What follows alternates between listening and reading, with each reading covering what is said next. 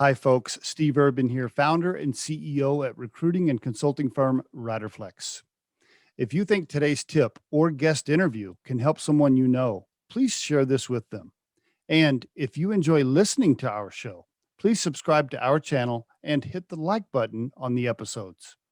Finally, aside from our podcast, our day job here at Riderflex is to provide recruiting, staffing, and consulting services. You can visit riderflex.com to learn more about us and get the information on the services we provide. And now, a quick word from our sponsor and friends at Marketing 360. Try the #1 marketing platform for small business. Everything you need from design to marketing to CRM. Learn more at marketing360.com. Marketing 360. Fuel your brand. Phil Nadel on the Riderflex podcast. Hey, tell me about your personal life real quick. Family, mom, dad, siblings. I want to know some of that before we get into all the startup and investing stuff. You got it. Sure. So I come from a very entrepreneurial family. I learned how to be an entrepreneur, how to be a startup founder from my dad. I graduated from college and went right into starting my own business. And he was my mentor from a very early age, and we became business partners when I was at an early age, which was absolutely the best experience I could have hoped for. So I learned a lot from him, and then I went out and did a bunch of my own startups after that. I have two siblings, both younger sister, younger brother, and very close with both of them. My brother is an attorney, but I still love him, and my sister is just the best. She's a former startup founder in the travel business, and now she's a full-time mom. And crushing it. I've been married. I married my high school sweetheart. Yep. And she's the only one dumb enough to have me. And we've been married now it'll be 32 years next month. Ooh, congratulations.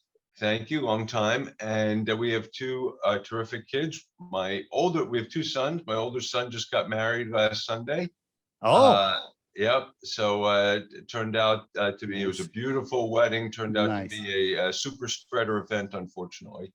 So, many guests have COVID from that event. So we're very sorry. Don't blame me. It's not my fault. But it was a great wedding. So, and my younger son recently graduated from college. He's a documentary filmmaker in Brooklyn. So great kids, great family life. We're very, very close. Most of the family lives here in South Florida, where I am. And aside from my brother, who's the black sheep. No, I'm just kidding. So I'm happy to answer any questions about my family, though. Well, you're first of all, you're a humble guy because you graduated from Wharton and you didn't mention the school. Anytime somebody goes to a great school that's tough to get into and hard to graduate from, I find a lot of times that they are very humble. Like they won't brag about it or kind of highlight it. And you didn't mention the school, so that tells me a little bit about your character right away. Well, you know what? I think that their admissions criteria has gotten a lot stricter since I went. I think that must be it, because I don't know how I got in there. Were you in high school? Were you a little wild? Were you super conservative? Were you at the library every day? Was your dad getting a call from the sheriff's office? I mean, give me something there. No, I wouldn't. I would say no, I was not wild. I was pretty much under control, and I was the one in my. I went to a small private school, and it was so it was a relatively small class. There were 84 of us in my graduating class, and I was the one who was always coming up with entrepreneurial ideas, because I was for a couple of years I was president of the class, and one of my responsibilities was to raise money to put on prom. Oh, And I took that very seriously, and needed to raise a lot of money to put on prom.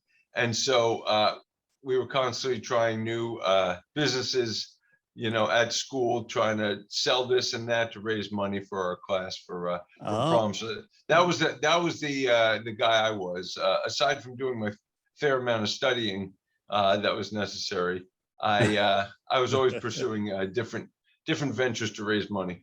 you mentioned your dad was a lifelong entrepreneur. What kind of, give me a little color around that. What kind of businesses, different things? Yeah, go Yeah, ahead. he had a very, very colorful business background. So he was I think he was 25 years old when he became the youngest member of the New York Stock Exchange. Wow. Started his own firm when he was 25 or 26 in New York. Did Like a venture fund, like a venture fund or a investment banking okay. and brokerage Okay. firm, which he did for Okay. several years. Then he went into the travel business, ended up becoming the largest wholesale travel company in the country. Mm, This was before the government deregulated the airlines, so he was in an interesting niche of the travel business. okay. Um, and then he and I went into the publishing business together for several years, Wow. which morphed. This was offline publishing because this was pre-internet, but it morphed into some online stuff as well as in addition to publishing, merchandise sales, and became we were doing about 130 million in revenue at the time we sold the company.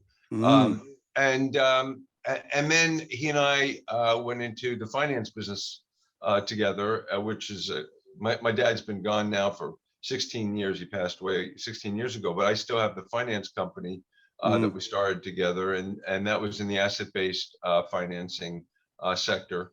So he was the kind of guy who could become very quickly the master of any business. mm, mm. He just dove in and became an expert in a business very, very quickly. And it's a trait that I try to emulate. It's difficult.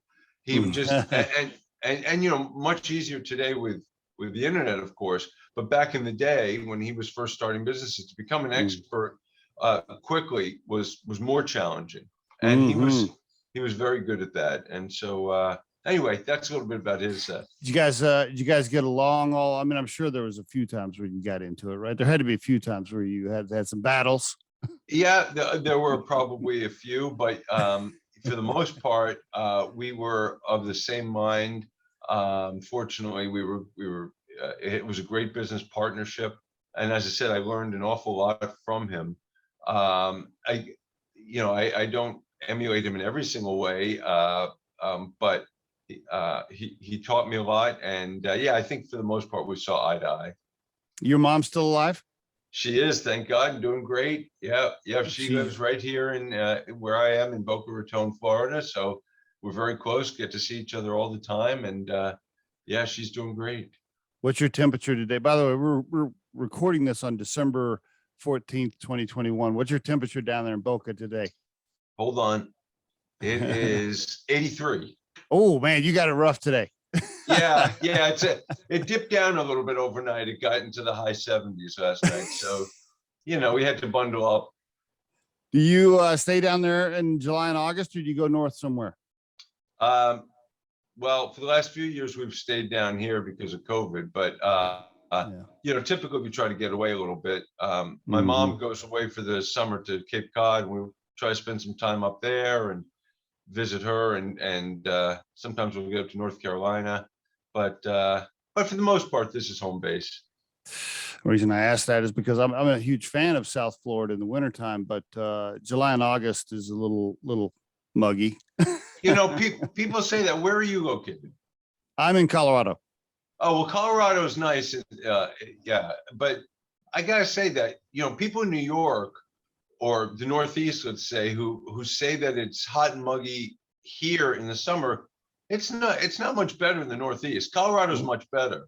Yes, true. That's Much true. better. By the Northeast, it's not a big, I don't think there's a big difference. That's a good point. I'm pretty spoiled living in Colorado, right, in the Colorado's summertime, because great. there's no humidity, right? Yeah, for And you sure. know what I always say is thank God for air conditioning. We have a lot of humidity, but we have air conditioning too, so we're all good. It's all good. Well, I appreciate you sharing some of that personal background. Thank you. Okay, let's get into the business, man. I mean, you had a great career. You've bought and sold, invested. I mean, hell, we could probably talk 4 hours on all the different things you've done. Um, what about Forefront Ventures, though? Forefront Venture Partners, 8 years. Is that your primary business? I know you got several things going on. Is Forefront Venture Partners the primary focus right now? Absolutely. Yeah. Okay. That's my full-time, Okay. 100% business dedicated. I'm dedicated to that. And yeah, it's been more than 8 years now. We have the Forefront Venture Partners Syndicate. And then earlier this year, we introduced a rolling fund on AngelList. So we have two investment vehicles. Give us the overview. Give us the elevator pitch. It's so funny, right? You have people give you the pitch all day long, right? I mean, that's what you do for a living, is listen to people and decide whether or not to invest. But give us the pitch. Forefront Venture Partners. And by the way, for the listeners, real quick, before Phil goes over it, it's forefrontvp.com, forefrontvp.com. And you can also find Phil Nadel on LinkedIn, of course, as well, where he's got like 25,000 followers, and you can connect with him there. But give us the overview, if you don't mind, my friend. Go for it. Yeah. So as I said, we have two investment vehicles. So Forefront Venture Partners Syndicate is one of the largest and most successful syndicates on AngelList, one of the oldest ones. And we invest in post-revenue seed, mostly in seed and Series A startups. We look for companies that are really solving a big pain point in a unique or differentiated way, and are focused on a large addressable market. Only post-revenue companies.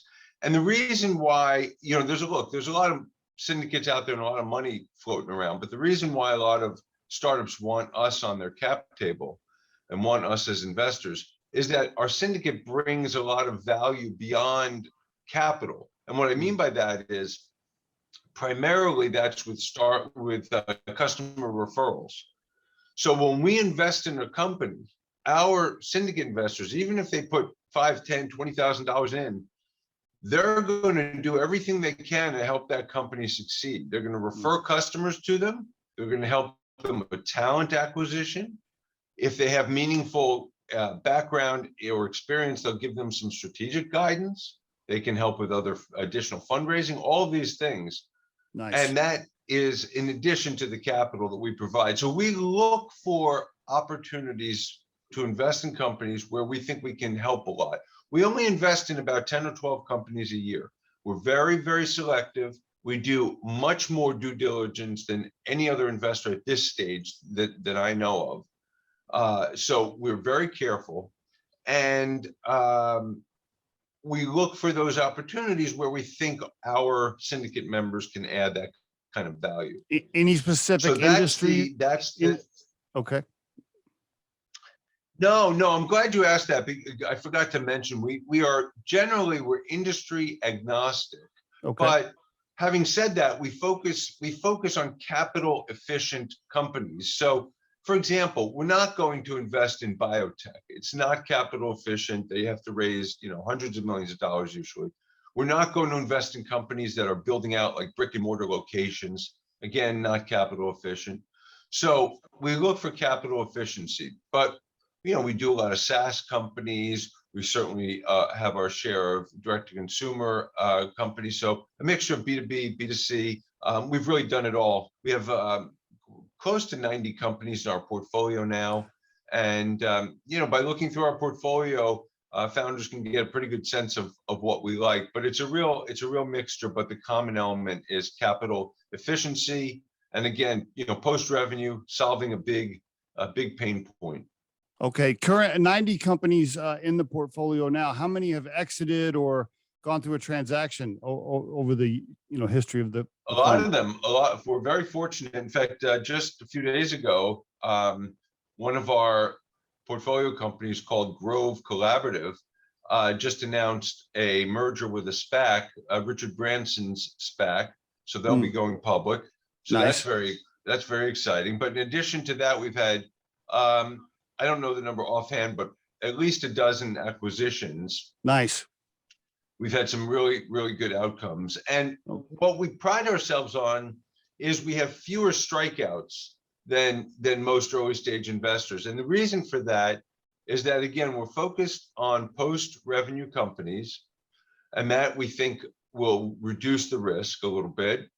And we do a lot of due diligence, very selective. So because we're focused on post-revenue, we're going to have perhaps fewer of those grand slams, right? But we're going to have fewer strikeouts. Okay. We have our share of home runs and grand slams, like Grove Collaborative, but we're probably going to have fewer. If Mark Zuckerberg had come to me pre-revenue with Facebook, now Meta, we would have said no out of hand, because Mark, maybe we love the idea, Mark, but it's pre-revenue. We don't do pre-revenue. Does it have to be a revenue of a certain number? Are you looking for 1, 2 million? No, 20,000 a month, really minimal. We like to, and the reason why we have that is we like to see some early indication of product market fit, right? Okay. And before a company earns revenue, it's all speculative. Everything they're planning and everything that they're projecting, it's all speculation. And until someone writes a check or pays money for that product, till a third party does that, there's no indication of product market fit yet. Okay. So we like to see that. So, but it's a minimal threshold. Are you comfortable being the first investor with a seed round, or do you prefer to see, do you want to be the second or third investor, or does that matter? It doesn't matter. It doesn't matter. Okay. We'll do either. We mostly do not lead rounds, but occasionally we do. If there's a high level of conviction and it's a small enough round, we'll lead the round. Our typical investment's $500,000 to $1 million, so it's not like we're going to lead a round of $10 million. It's not appropriate. But if it's a couple $1 million round, we can lead that. But we don't mind being first check-in. Are you looking for a certain percentage of the cap table? Do you want to be in control? Do you want 15%? Or that's a little gray too, just depends on the deal. No, it doesn't. We're more focused on the valuation than the percentage ownership. So if valuations have gone crazy, the last couple of years, but if the valuation is reasonable relative to the market, then we're okay with it. It doesn't matter what percentage ownership we have.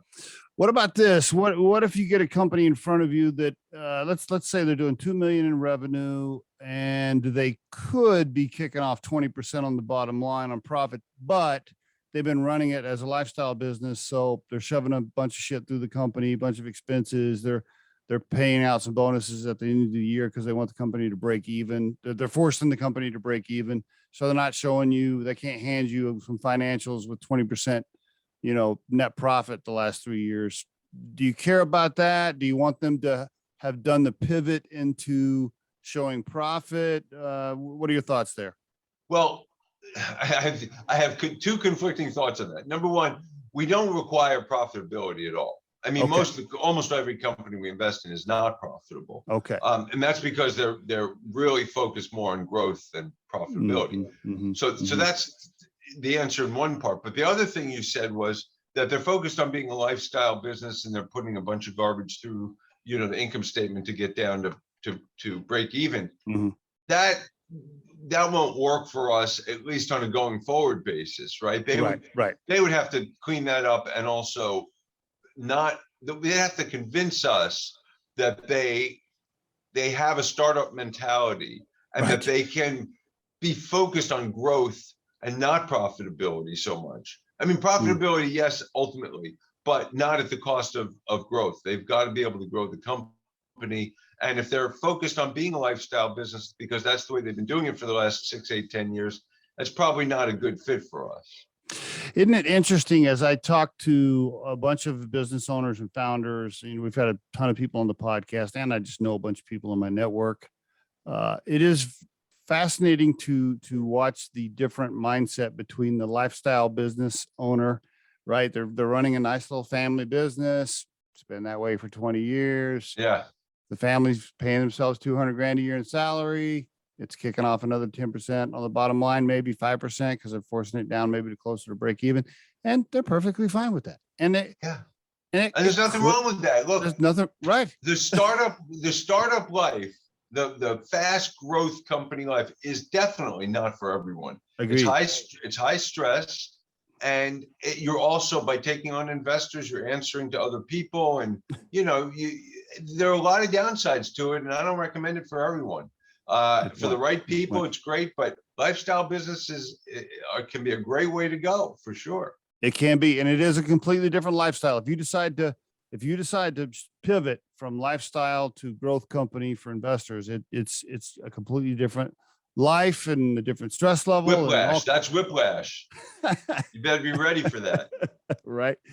Let me ask you this. You see a lot of pitches. Okay. So you said about 12 a year. How many are you turning down? 100, 200? What's just curious. A week. Yeah.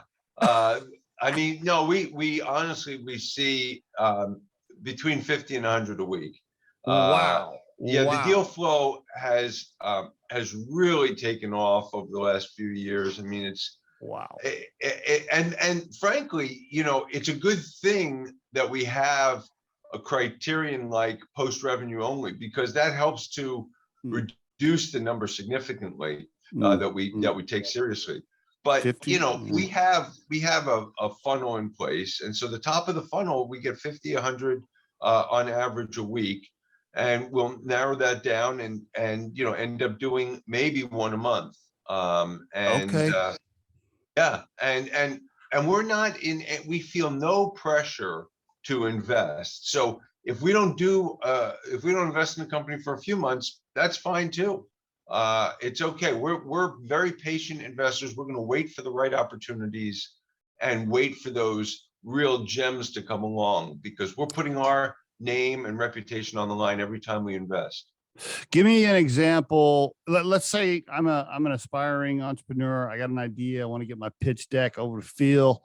What are some automatic kickouts? Some automatic rejection besides the revenue piece. What are other things where you're just automatic? Okay, nope. Yeah, Give me some of those. Well, so they're firstly, if they're not addressing a large enough market, okay. You mentioned like lifestyle businesses. Some lifestyle businesses are very niche focused. If this is a niche focused business, it's probably not going to be a good fit for us. If they're not addressing the problem in a differentiated way, in other words, if there's a lot of competition that's doing something very, very similar, and I can't determine what the differentiation is or why they're better, that's an obvious kick out. That's like a Me Too kind of a product, and they've got to be doing something much better in order to break into a competitive environment. So that's really important. They've got to be doing something better. Okay. The founders have got to have some relevant experience. Hopefully they've lived the pain point that they're trying to solve. Like they've personally experienced that. And if they have a founding team, they should really try to have most or all of the disciplines covered, the important ones. Okay. Technical, sales, marketing, finance, all of the thing. Now, if we are fine investing in solo founded companies, single founder, but they have to then have a team where those other areas are covered. So a lot of times we'll see a solo founder who has the technical background and they have developed a fantastic product, but they don't yet have anyone on the team who can help with selling it. And you can have the best product in the world, but if no one knows about it, if you're not selling it, that's not going to work. So we want to see that they have that covered. And then another real turnoff, I would say, is when founders or companies in general don't know their KPIs, right? You've got to know those performance indicators. If I ask you a question like, what is your customer acquisition cost? Or a simple question, what are your margins? You better know those, and don't say, I'm going to check with my CFO and we'll get back to you. If you're the CEO, you better know the basics at least. Good. And so I get turned off when when founders don't know that information, the basic KPIs that are critical to managing and growing their businesses. Great advice, Phil. What about this? What about the material that's sent over to you? Do you have like a portal? Do you have like a process where you're like, okay, send your pitch deck here and it has to be this many pages? Or what kind of material, tangible thing do you want in front of you? What do you want to see? Yeah, we like to start with a pitch deck. We don't care how many pages, that's not important, but the pitch deck should basically explain to us, problem, solution, size of market, team, differentiation, competition, differentiation, those types of things. So what problem are you solving? How are you solving it? Why are you the right team to solve it? How are you, what's the competitive landscape like? How are you different? And then some of the KPIs, high level KPIs, how much revenue you're generating, what kind of margins, what's the CAC recovery? How long does it take to recover your customer acquisition cost? Those kinds of things, high level, enough to get us interested in wanting to have a meeting.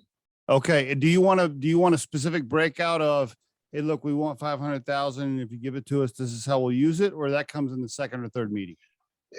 Most of the decks we see include like a use of proceeds slide. So they say, here's how we're going to use the money. It's not critical, but they better know that on the first call if it's not in there. But yeah, so we need to know that. It doesn't have to be in the initial deck. After we have a call, assuming the deck leads us to want to have a call, and we have a call, oftentimes what we'll request next, depending on the type of business, but we look for detailed financial projections, and typically, especially with B2B companies, a sales pipeline. So detailed financial projections. I want to just spend a moment talking about that, because okay. A lot of founders say, well, financial projections are always wrong. Why do you care about them, right? It's not that we're going to hold you to those projections. It's not that we think they're going to be right. We know they're not going to be right. The reason we look at financial projections and we want detail is that we like to see what the thinking is. We like to understand their basis, their rationale for making these projections. If their rationale is crazy, right? If they're showing growth that doesn't correspond to anything rational or isn't tied to some metrics like increasing the number of salespeople or spending more on marketing, whatever it may be. If there's not a rational basis for their projections, that's not a good look. That's not going to appeal to us. So we want to make sure that the founders understand the levers in growing their business. What do they need? What levers do they need to pull to grow that company? And then are they projecting realistic, reasonable, numbers, and what are they based on? So if you're going to tell me that monthly revenue is going to increase by 20% every month, fine. What is that based on? Is that based on historical performance? If not, then is it based on what kind of projection is it? Why is that doable? Are you going to add salespeople to make that happen? Are you going to ramp up marketing? If so, what are the amounts? It's got to all correspond. Okay. And so don't pull numbers out of the air. Make sure there's a basis for them. And then on the B2B companies, we like to see the sales pipeline with probability of closing for each deal, so that we can get a sense of how far along they are in that pipeline, what's coming up. We don't need to see the names of their prospects. That's not important. We don't ask for that kind of information. But if they can produce a report showing us their pipeline, then that's often very helpful. Okay, very good. Yeah. Let me ask you this. Forefrontvp.com/contact if you go there and you go to your contact page, and there's some general questions here. Is that where, are they delivering their pitch deck in that, or that's to get them to a spot where you'll connect with them and have them send the deck? Yeah, it's funny. So that page, one of the questions we ask on the contact form is, are you post revenue, or how much revenue you're generating? And it's always incredible to me how, even though we have our criteria very clearly spelled out on our website, where it says post revenue, roughly half of the contacts that we get from that page say that they have zero current revenue.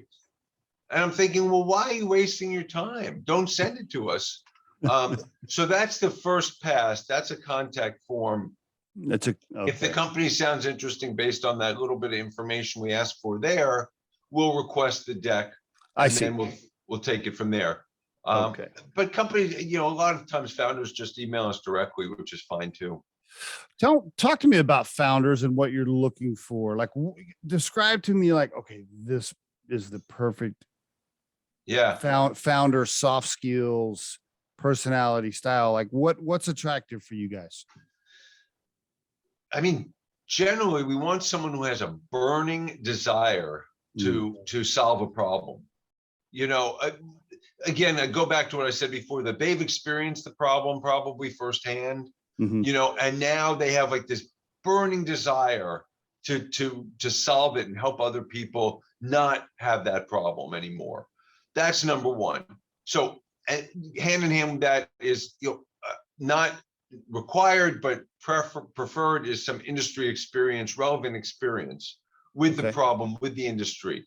Okay. Having a team, as I said, that covers multi-disciplines, really being driven and having conviction about their idea, but also being open-minded enough and being coachable enough that they can change and they can accept positive or some constructive criticism.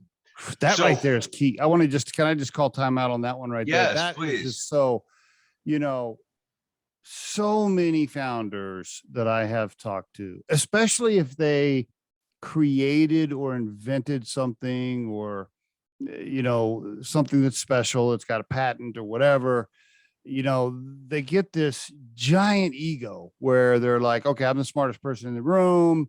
Yeah, Phil, I want your money, but don't tell me what to do, and I'm not going to listen. That's a more common problem than most people realize, I think. What are your thoughts?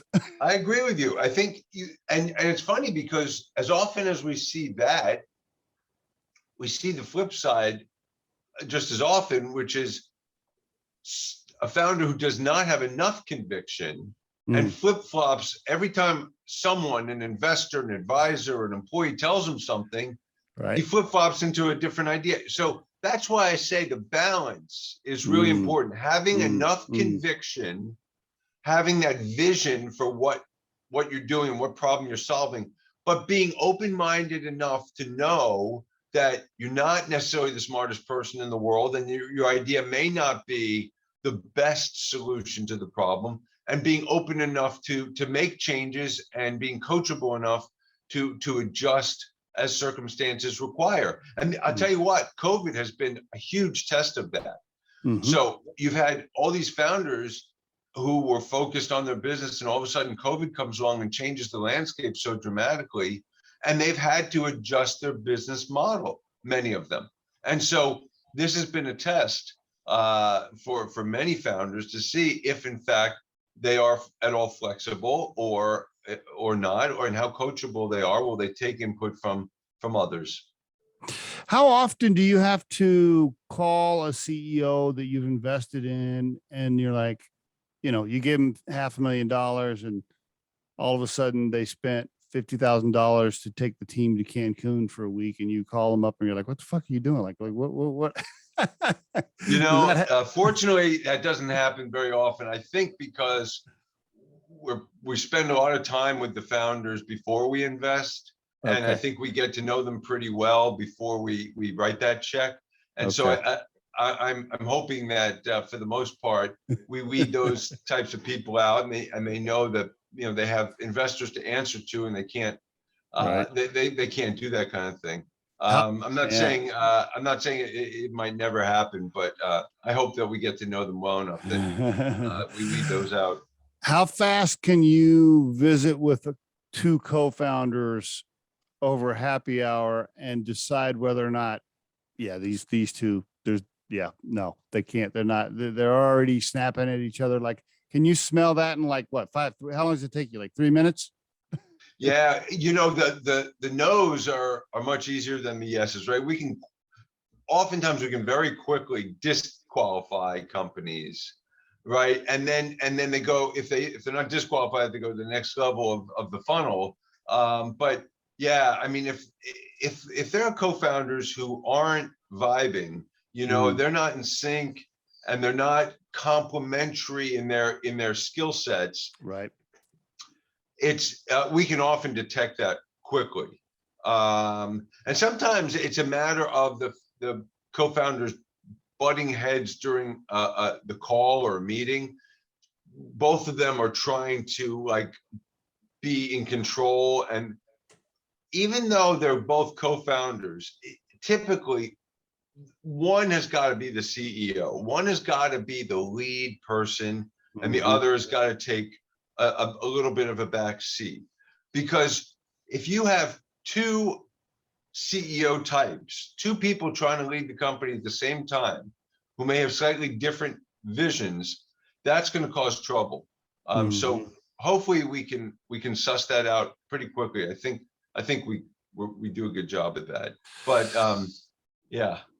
I think better than me. You're the expert here, but if you had to measure it and run a bunch of analysis on it, don't most companies fail because of people and co-founders and relationships and people not getting along? I mean, isn't that the most common reason most of the time something blows up with people?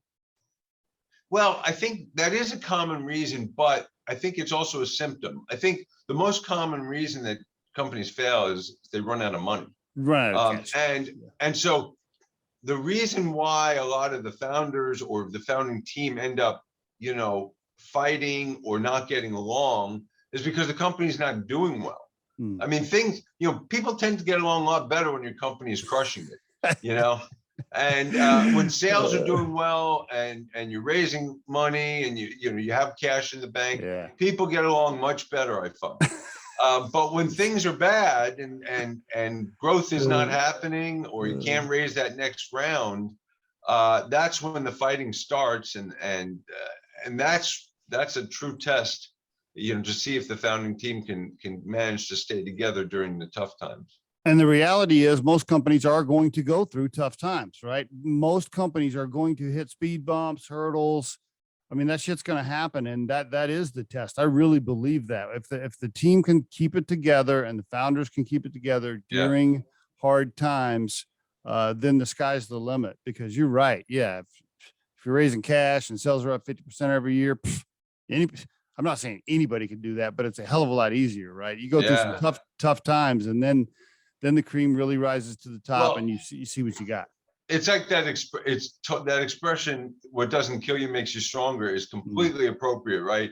So, and again, going back to like this whole COVID experience, what we found is that the companies in our portfolio who were negatively impacted by COVID but survived are so much stronger now, so much stronger, so much more focused. The teams are so much better. They've come together as teams, and really have like more of a unified vision. The companies are more focused on solving a problem, and more focused on their customers. So a lot of companies had to get much more in tune with their customers' demands and needs during COVID, because they were, they were hurting, and they were hurting for business. And in order to make sure they survived, they had to focus on their customers more, which is what they should have been doing all along. So if it doesn't kill you, it's gonna make the company stronger. That's, I agree. and that's what we found. I think the same thing happened in 09 and 10, right? When we came out of 08 and a lot of companies struggled, the crash, the fall of 08. I personally was in a turnaround at that time as a COO of a company. And so I felt the same way going into late 09 and then early 10. If you made it as an executive team through the fall of 08 and came out of you came out of it stronger. I felt the same way. Yeah, back then you're right, because those teams had to get very scrappy, very resourceful, because raising money was difficult. Yes. Raising money was so difficult that they had to bootstrap it a lot. They had to be very resourceful, and that's great. Those are great traits, and hopefully they took that with them even after things improved and they remain scrappy. That's important. I want to ask you a couple more questions here as we hit wrap up. But I just had a memory there. I was promoted to the captain of a $40 million company as it was going through the crash there, and we were almost out of business. The bank was crashing down. I'll never forget. I walked into the CFO's office and she goes, congratulations on your promotion. Really happy for you. By the way, if we don't find $1 million in about 4 weeks, we're going to miss payroll. Yeah, that's a great promotion, right? Yeah, right. You were promoted to the hot seat. Yeah, I remember coming home telling my wife, holy shit, I don't know if I'm ready for this. Anyway, yeah, it makes you stronger. You get through stuff like that, it makes you stronger. Did you get the money? Yeah, we made it through. To make a long story short there, is I sold a bunch of apparel for pennies on the dollar to TJ Maxx that we had in a warehouse to just get us through enough cash to make payroll. Longer story. See, that you just met the definition of scrappy and resourceful. You you came up with a great way to solve the problem. Good for you. That's it. Yeah, it was a good time. Learned a lot. I want to ask you this as we get to wrap up here. Obviously you deal with a lot of founders, a lot of CEOs. You're tied to a lot of different companies. What are your thoughts on CEOs going on social media and blasting out their opinions on whatever the hot topic is of the month, right? Socially, and just going out there and, screaming about this or that on a topic that might be a little sensitive. What are your thoughts on that? It feels like you're referring to Elon Musk. I don't know, but look, everyone does what they want to do. If they want to do that, that's their thing. It's not a style that it's not a trait of a CEO that I would want to invest in.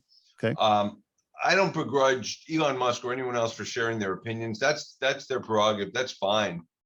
I prefer to invest in CEOs who are really focused on what they're doing, focused on their company, their people, their product, improving their product, growing their company. If I had to pick one common trait among all the successful CEOs of companies we've invested in, it's that focus, that drive. They don't have time to go post on Twitter, their feelings about, the new infrastructure plan or whatever. They don't have time for that unless it serves their business interest, unless it's in the best interest of their business to do that. So to just use the bully pulpit or the platform that they have to share their personal views, that's not something that is consistent with what we look for. I'd much rather have someone who's nose to the grindstone, focused on that business. I would just add to that, your summary there, that, if you're listening to this episode, you've never ran a business, like starting and running a business from scratch is the hardest thing that I have ever done myself. And it's very difficult. Being an employee is a hell of a lot easier. Trust me. Yeah. And so I agree. To Phil's point, like, you just concentrate on running your business, just run your business. Cause that's right. Deliver a good product and a good service on time at a fair price. Just do that. That's it. That's it. Two more little bigger picture questions here. future of remote work. Do you believe in the remote style? Do you like the remote style? Do you think everybody should go back to the office? I know it depends. I know it all depends a little bit on what the company, but just in general, how do you feel about it? Yeah, in general, I'm a fan of, sort of remote work from home. I think it's a very good trend. It's not for every company or every employee.